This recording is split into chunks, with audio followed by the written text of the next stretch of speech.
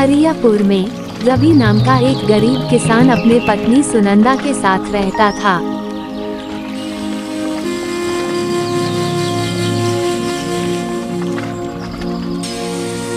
रवि एक मेहनती इंसान था।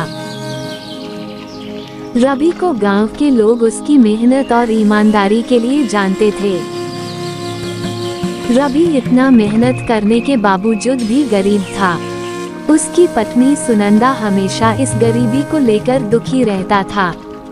हे भगवान, मुझे ये किस जन्म का पाप भुगतने को पड़ रहा है, जो हमें इतनी गरीबी में रहने को पड़ रहा है। कृपा करके हमारे इस दुख भरी जीवन को दूर कर दीजिए। भाग्यवान, तुम इतनी परेशान में क्यों रहती हो? हम तो अपनी जीवन में कर्म ही कर रहे हैं। कर्म के अलावा और कर भी क्या सकते हैं? अब भगवान हमें देना या ना देना उनके हाथ में ही है। तुम चिंता मत करो।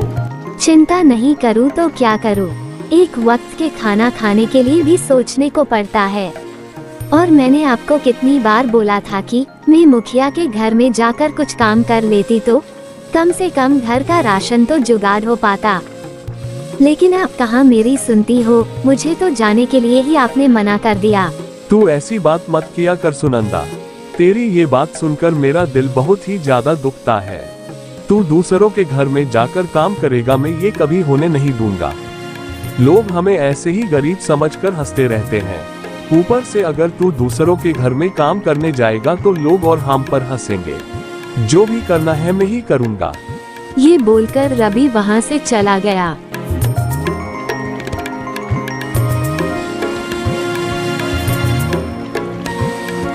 चलते चलते अपने इस गरीब जिंदगी के बारे में सोचकर उसे बहुत ज्यादा दुख होता है।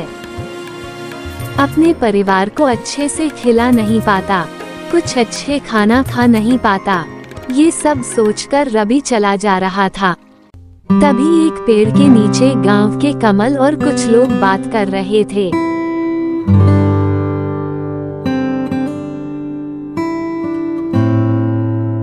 तभी रवि कमल के पास जाकर बोले, अरे कमल, सुन तो, मुझे कुछ पैसे की जरूरत थी। तू चिंता मत कर, तेरे ये पैसा मैं अगले महीने ही दे दूंगा। क्या बोला तूने? तेरे को पैसा चाहिए और तू अगले महीने मुझे ये पैसा चुका देगा? हाँ, मैं तुझे अगले महीने ही सारी पैसा दे दूंगा। अरे हट रे, एक वक्त के खाना नहीं मिलता और ऊपर से मुझे तू पैसा देगा? अरे जा जा, कहीं और जाकर मांग ले, मेरे पास पैसा नहीं है। रवि उदासी मन से वहाँ से चला आया। इसी तरह गांव के लोग उसके ऊपर मजाक उड़ाते रहते थे। शाम भी हो गया था, इसीलिए रवि घर की ओर चला गया।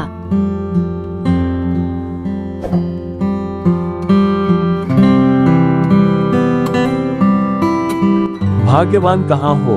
बहुत जोरों की भूख लगी है। जो कुछ भी है लेकर आओ। आप बैठिए, मैं खाना लेकर आती हूँ।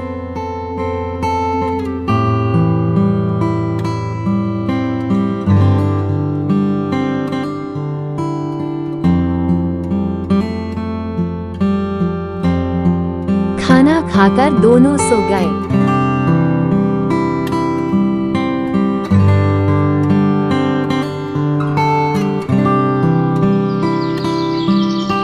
अगले दिन सुबह होते ही रवि खेत में काम करने के लिए निकल पड़ा।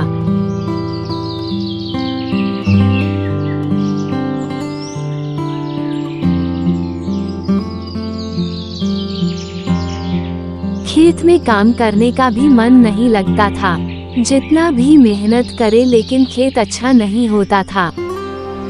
लेकिन वो खेत नहीं करेगा तो क्या खाएगा? जो भी खेत करके मिलता था उसी से ही जैसे तैसे गुजर बसर कर लेता था।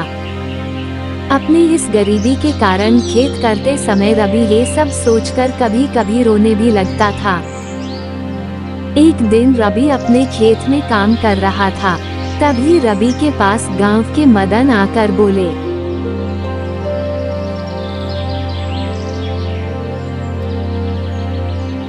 अरे रवि, तू इतना मेहनत क्यों करता है?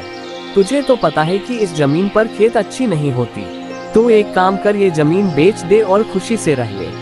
वैसे भी तेरा उम्र हो गया है।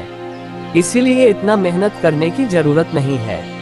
अब क्या करूं मदन भाई, मेहनत तो करनी ही पड़ेगी, नहीं तो खाएंगे क्या। मुझे पता है इस जमीन पर खेत अच्छी नहीं होती, लेकिन जो भी खेती करके मिलता है उसी से ही गुजारा कर लेता हूँ। और खेत अच्छी हो या ना हो, मैं ये जमीन कभी नहीं बेचूंगा। ठीक है, तो मेहनत करते रह, वैसे भी तेरा कुछ नहीं होगा। उसकी ये सब बात सुनकर मदन हंसते हुए वहां से चला गया।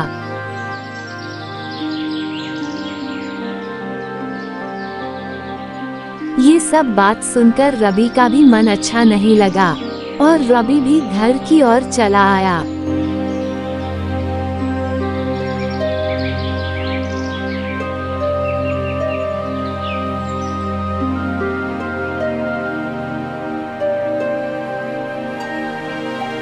घर आकर पत्नी को सारी बात बताई। आप उदास मत होइए, लोग तो हमारे ऊपर मजाक उड़ाते ही रहेंगे, लेकिन हमने तो आज तक किसी का भी अन्याय नहीं किया है। जो करना है ऊपर वाला ही करेगा। आप हाथ मुंह धोकर आइए, मैं खाना लगाती हूँ।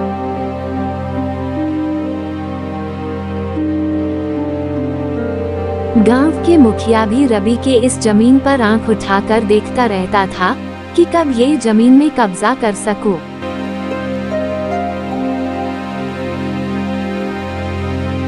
एक दिन रवि कहीं जा रहा था,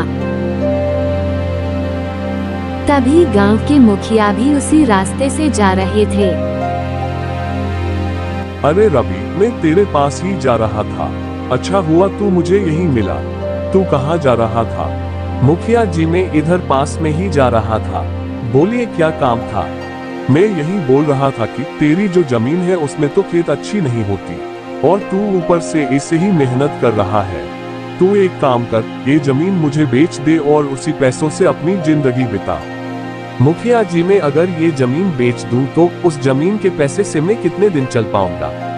पैसे तो हाथ का मैल है, पैसा आज है कल नहीं। अगर आप कुछ अच्छे फसल का बीज दे देते तो जरूर खेत अच्छी होता। रवि की बात सुनकर मुखिया जी वहां से चले गए और रवि भी चल दिए।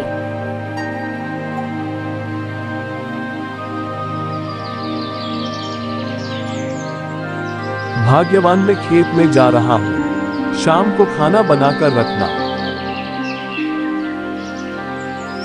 रवि घर से बाहर निकलकर आया तो रवि के घर के सामने एक आदमी खड़ा था।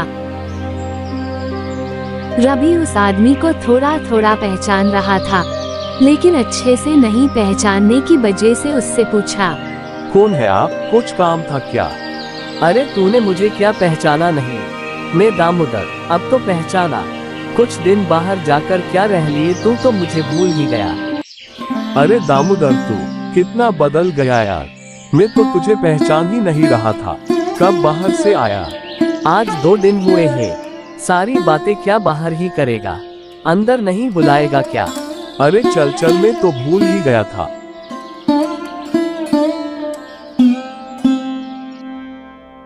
सुनती हो, जरा इधर आना तो। रवि, तेरा ये क्या हाल है? अब तक तूने घर को भी नहीं बनाया क्या? कितने साल हो गए, मैंने सोचा तूने खेती बाड़ी करके घर भी बना लिया होगा। अब क्या ही बताऊं, खेत करने के लिए जमीन तो है, लेकिन खेत अच्छी नहीं होती। जैसे तैसे करके घर का गुजारा हो जाता है। तू चिंता मत कर, अब मैं आ गया हूँ ना। मैंने बाहर जाकर खेत के बारे में और अच्छे फसल के बारे में बहुत कुछ पढ़ा है। अब तो मैं बाहर भी नहीं जाऊंगा। अपने गांव के जैसा सुकून और कहाँ मिलेगा। अब तू चिंता मत कर, कल से ही हम खेत पर लग जाएंगे।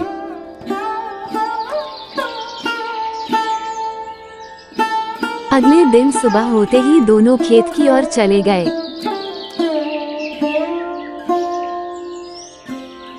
खेत में जाकर अच्छे से काम करने लगे।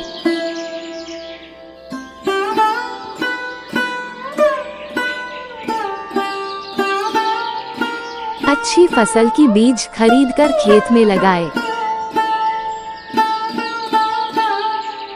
दोनों ने मिलकर बहुत ही मेहनत किए और कुछ दिन बाद खेत भी अच्छी हुई।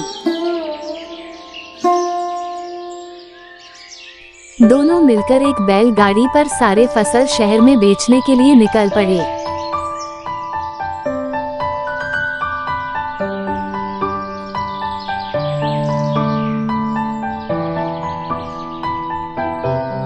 सारे फसल अच्छी दाम में बिक गए। दोनों खुशी से अपने घर की ओर चला आया।